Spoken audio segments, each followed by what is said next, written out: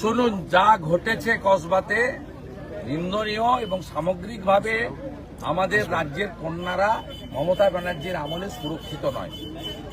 আগামী দিনে কয়েক সপ্তাহ যত কর্মসূচি আমার হবে, আমি কন্যা সুরক্ষা যাত্রা নামে করব। আমি সিদ্ধান্ত নিয়েছি কন্যা সুরক্ষা যাত্রা নামে আমি এই কর্মসূচি পালন করব।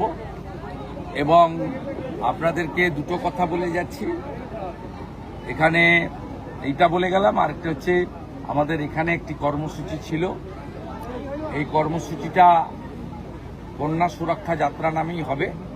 আমাদের এই ইন্দিরা মোড় বয়াল থেকে আমাদের বয়াল গ্রাম পঞ্চায়েত 2 গ্রাম পঞ্চায়েত অফিস অব্দি আগামী 7 তারিখে আমরা কয়েক হাজার লোক নিয়ে নন্দীগ্রাম 2-এর এই মণ্ডল এবং নন্দীগ্রাম 1-এর একটা মণ্ডল, এই দুটো মণ্ডল মিলে আমরা কর্মসূচি করব। এবং আমার সমস্ত কর্মসূচি আমি কন্যা সুরক্ষা যাত্রা নামে আগামী দিনে করব, কারণ বাংলায় কন্যাদের, বোনেদের, দিদিদের বাঁচানোটা সবচেয়ে বেশি অগ্রাধিকার বলে আমি মনে করি।